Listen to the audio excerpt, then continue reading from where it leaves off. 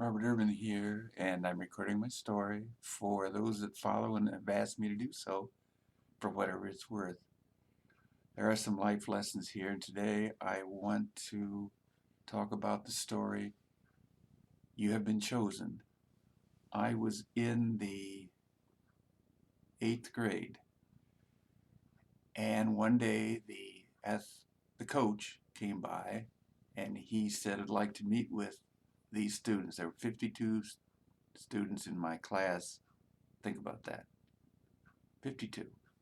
But anyway, that's a separate story. And four of us,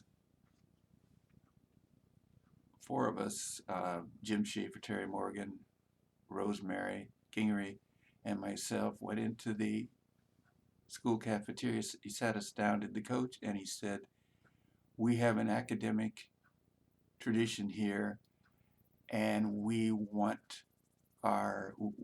some of our students in every class to think about certain subjects, and maybe in doing so, and maybe your reading, should you choose, following your interests, that you will do well on academic tests statewide. Okay? So, anyway, he looked at us and he said there are 4 disciplines: social studies, that would be history, English, science, and math.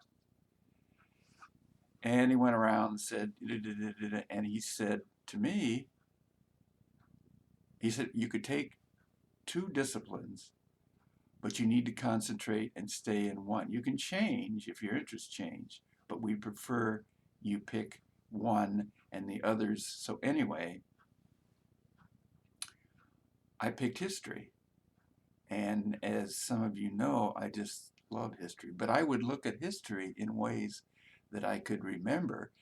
And what you would do is create these word pictures and try to remember something. Like you'd read something and you'd say, like, the country of Franklin was formed in the United States and later became Tennessee, and all this took place in the 1780s, and it was named after Franklin, the postmaster, and on it would go. So you'd create this picture, and then when you look at Tennessee, you'd see, well, that once upon a time could have been Franklin. They wanted to be a state. But anyway, you get my point.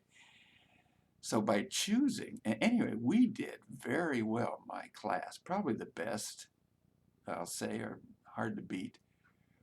We were ranked, in the top 10 in the state, all schools. And I remember it taught us to look at things, go ahead, study how you might learn. I remember um, I remember that one weekend I didn't have much to do my junior year, and I got out my trigonometry book and I finished it.